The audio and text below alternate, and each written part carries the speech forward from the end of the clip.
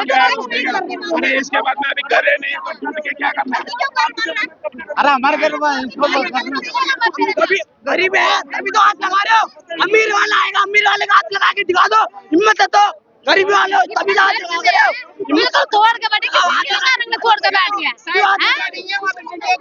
भूल पता आप लोग डरना चाहिए। यहाँ हम लोग इतना गरीब वाला बैठा, आप लोग कोई विश्वास नहीं है तो वोट मांगने क्यों आते जाते हैं? मत आएगा वोट मांगने। आजकल किसको वोट डालना ही नहीं चाहिए तो झुक के तोड़ दे, हमसे भी आपको गाड़ी का घुसा के मार के जा। बंदूक से मार दो। अपने झुग्गी उनको बोलो अपना अपने क्या क्या मार दो मुझे। इतना गुस्सा आ रहा है, मेरे बच्चे के रख के कैसे मर रही है? समाज क्या आजकल वीडियो बनाने सब लोग आ गया, वो करने सब लोग आ गया। ये किसी फिल्म की शूटिंग नहीं है, न किसी मोहल्ले का कोई झगड़ा। दरअसल ये दिल्ली के जंगपुरा में मौजूद झुग्गी बस्ती मद्रासी कैंप का नज़ारा है। यहाँ 1 जून को सुबह होते ही डीडीए के बुलडोजर भारी संख्या में पुलिस बल के साथ आ धमके और करीब 400 झुग्गियों को कुछ ही देर में जमींदोज कर दिया।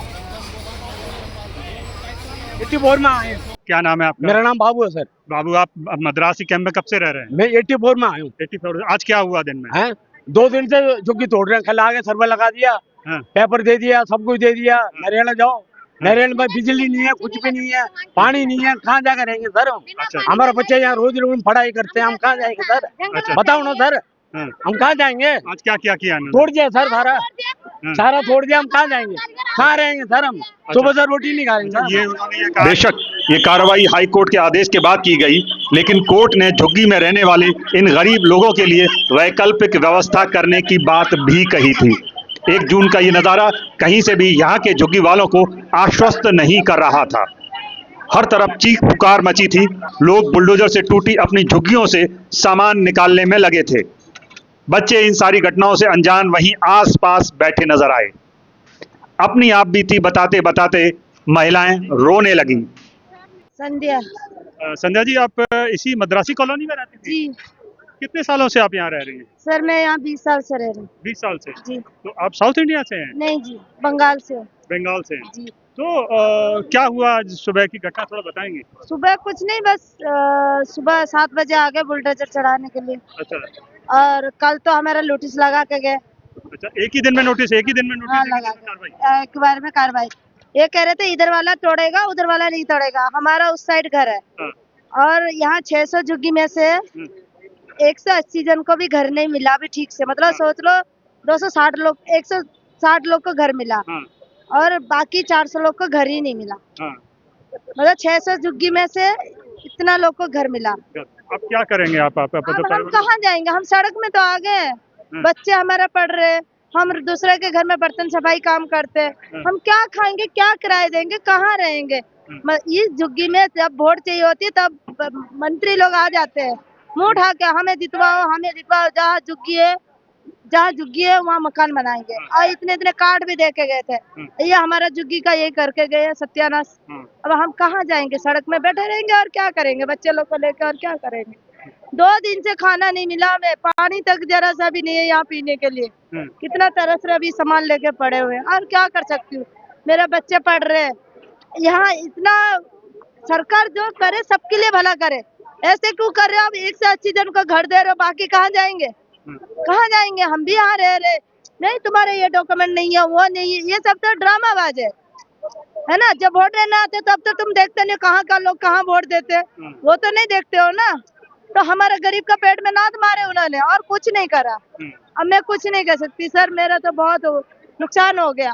हम ना यहाँ करे ना वहाँ करे, मेरे बच्चे पढ़ रहे सर। मैं इधर भी नहीं जा पा रही हूँ ना उधर भी जा पा रही हूँ।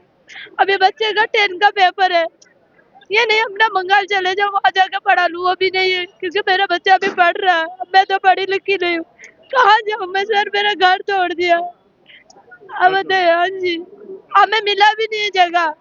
जिनको दिया है वो भी जाने के लिए राजी नहीं है, लेकिन उनको जबरदस्त वो भी गए।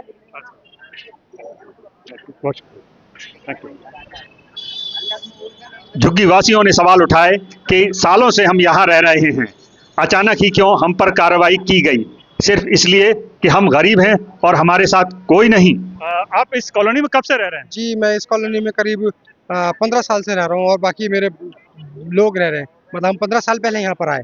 अच्छा, आप कहाँ के रहने वाले हैं? हम रहने वाले वैसे बागपत के, लेकिन यहाँ पर सब लोग रहा करते हैं। मद्रासी कॉलोनी कहते हैं, लेकिन सभी लोग रहा करते थे यहाँ पर। सभी लोग रह जी, सभी लोग रहा करते थे। अच्छा, मुझे ये बताइए हुआ क्या है आज सुबह से, क्या घटना जी, हुई? ये सुबह से सर यहाँ इसकी डेमोलिशन पहले से ही आ रही है। पिछले साल सर यहाँ पर ना पानी भर चुका था, हाँ। जिसकी वजह से स्पेशल प्रोविजन के तहत दूसरी जो है दिल्ली शेल्टर इंप्रूवमेंट बोर्ड एक बोर्ड है, जिसको अजय माखन वर्सेस यूनियन ऑफ इंडिया ने एक केस लड़ा, जिसके अंदर 675 कॉलोनीज को रजिस्टर्ड किया गया, और 675 में से एक कॉलोनी ये भी है, जिसकी डेमोलिशन LNDO, रेलवे और लिeutenant गवर्नर ने मिलकर, ये बीजेपी ज्यादा, हम तो बीजेपी को कहेंगे, बीजेपी ने यहाँ पर गरीबों को सारा उजाड़ दिया। एक कॉलोनी यहाँ पर अभी 1.5 साल पहले डूसिप की 212 नंबर रजिस्टर्ड कॉलोनी थी निजामुद्दीन के अंदर, एक उसकी भी डेमोलिशन की माननीय हाईकोर्ट के द्वारा LNDO की तरफ से, क्योंकि वो प्रॉपर्टी LNDO की थी, वक्फ बोर्ड और LNDO की दोनों की प्रॉपर्टी थी वो। तो ये एक दूसरी रजिस्टर्ड कॉलोनी है, 2005 एक एक्ट है डूसिप का, कि कोई भी कॉलोनी 2005 से पहले 1 जनवरी 2005 से पहले जिस भी कॉलोनी के अंदर मीटर लगा हुआ होगा, डूसिप का शौचालय बना हुआ होगा और उसके अंदर इलेक्ट्रिसिटी और रोड्स वगैरह बने हुए होंगे MCD के, उसकी बिल्कुल भी डेमोलिशन नहीं की जाएगी। अगर डेमोलिशन की जाएगी तो स्पेशल प्रोविजन के तहत की जाएगी। एक 2011 एक्ट है, जिसमें ये कहा गया है कि अल्टरनेटिव हाउस प्रोवाइड किए जाएंगे, 2011 वाले जो दूसरी एक्ट जो उसमें प्रोवाइड किए जाएंगे, फिर उनकी डेमोलिशन होगी। लेकिन यहाँ पर और 5 किलोमीटर के एरिया में होगी, यहाँ पर उनको 30 किलोमीटर दिया गया, और जो निजामुद्दीन वाली कॉलोनी है डूसिप की, उनको तो अभी तक भी नहीं दिया गया। अभी तक नहीं दिया? जी बिल्कुल, अभी तक, और अभी भी उनका डूसिप से जो है वो केस चल रहा है पार्टी बन के। जी, यहाँ बता रहे हैं मद्रासी कैंप का मंजर सचमुच परेशान करने वाला था। बुलडोजर तबाही मचाकर चले गए और लोग अभी भी अपनी टूटी झुग्गियों के आसपास निराश हताश बैठे दिख रहे थे। दोस्तों, इस वक्त हम मद्रासी कॉलोनी में खड़े हुए हैं। ये इलाका जंगपुरा में आता है और इस आसपास के बारापुला के ये आसपास के इलाके में सरकार का ये तर्क था कि यहाँ आसपास अतिक्रमण हुआ और पानी भरता है, जो एरिया एंक्रोचमेंट किया गया। आप यहाँ देख सकते हैं सुबह से जो कार्रवाई हुई है उसके नज़ारे ये हैं, चारों तरफ तबाही का आलम है। लोग हतप्रभ हैरान हैं कि 50-50, 60-60 साल से वो यहाँ रह रहे हैं, लेकिन तब सरकार को कभी नहीं लगा कि ये एंक्रोचमेंट है या हमारी वजह से कोई असुविधा होती है। एक दिन सरकार जागी और उसे याद आया कि यहाँ हमारी वजह से एंक्रोचमेंट होता है। ये साथियों बड़ी हैरान करने वाली बात है, और ख़ास ये है कि ये अकेली मद्रासी कॉलोनी का मामला नहीं है, पूरे दिल्ली में इसी तरह से अतिक्रमण अलग अलग वजह बताकर तोड़े जा रहे हैं। और अतिक्रमण पर बहस इस बात के लिए है कि जो कॉलोनी 70 साल से है, 50 साल से है, 60 साल से है, उसको हटाने से पहले कोई बातचीत, कोई डिस्कशन, कोई व्यवस्था नहीं की जाती। हालांकि यहाँ पर कोर्ट का ऑर्डर बताया जा रहा है और व्यवस्था करने के लिए 189 लोगों को, 189 परिवारों को दूसरी जगह घर दिए गए। लोगों का तर्क ये है कि घर आप ऐसी जगह दे रहे हैं जहाँ कोई रह नहीं सकता, बच्चे उनके यहाँ पढ़ रहे हैं, सारी चीजें उनकी यहाँ पर है, उनके लिए यहाँ से हटना जाना बहुत मुश्किल है। तो बहुत सारी चुनौतियां हैं।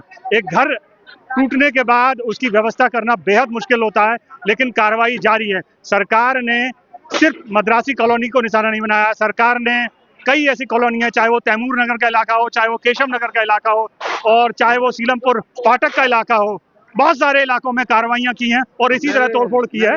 कुछ परिवार ऐसे हैं जो नरेला जा रहे हैं, पर मैं आपको बता दूं कि ये नज़ारे थोड़े डरावने हैं। और ये आप देखिए यहाँ पर, अगर मैं आपको ये घर दिखा दूं, ये सालों पुराने घर हैं, सालों पुराने घर हैं, और उनकी व्यवस्था को देखिए। इसी तरह से पूरी तरह से ये डरावनी पूरी कॉलोनी, किसी वक्त ये घर हुआ करते थे, और आप ईंटें देख रहे हैं तो आप ये नहीं कह सकते कि सिर्फ झोपड़ियाँ थी, कुछ पक्के घर भी थे और व्यवस्थाएं ठीक थी और सिस्टम ठीक था। लेकिन सडनली सरकार की आपत्ति आई कि एंक्रोचमेंट है। अब ये एंक्रोचमेंट 50 सालों तक सरकार को नजर नहीं आया, और एक दिन सरकार को ये नजर आया कि एंक्रोचमेंट है, और उसकी कीमत यहाँ के स्थानीय लोगों को अपना घर तोड़वा कर चुकानी पड़ी। ये नज़ारा बहुत चौंकाता है। मैं अपने साथी से कहूँगा थोड़ा पैन करके दिखाएं कि चारों तरफ अब बुलडोजर यहाँ तोड़ फोड़ करके जा चुके हैं, लेकिन जो बर्बादी, जो परेशानी है वो लोगों के चेहरों पर नजर आती है। लोग अपने घरों के सामानों को समेट रहे हैं और टूटे घरों के एंगल्स, दरवाजे, उनको निकालने की कोशिश कर रहे हैं, और कुछ बहुत सारे ऐसे आसपास लोग बड़े हताश निराश से बैठे हुए हैं और लगता नहीं कि उन्हें कुछ आसपास कुछ है। मैं आपको ये भी बता दूं, यहाँ टोटल 450 यानी 350 से ज़्यादा झुग्गियाँ और कच्चे पक्के मकान थे, लेकिन उनमें से सिर्फ 189 परिवारों को दूसरी जगह दी गई, और वो भी ऐसी जगह लोगों की आपत्ति है कि वहाँ रहना मुश्किल है। तो अभी भी आधे के बराबर परिवार ऐसे हैं जिनको कोई जगह नहीं मिली। अब सरकार का ये तर्क है कि कागज उनके पर्याप्त नहीं है, लेकिन मानवीय आधार पर यह तर्क बेमानी नजर आता है और अजीब भी नजर आता है कि एक भी परिवार अगर बिना घर के सोता है तो फिर पूरे सिस्टम पर लानत है। ऐसे पूरे सिस्टम पर लानत है जो किसी आदमी को कागज के नाम पर जमीन पर ला दे। इसको हमें देखने की जरूरत है। शुक्रिया दोस्तों।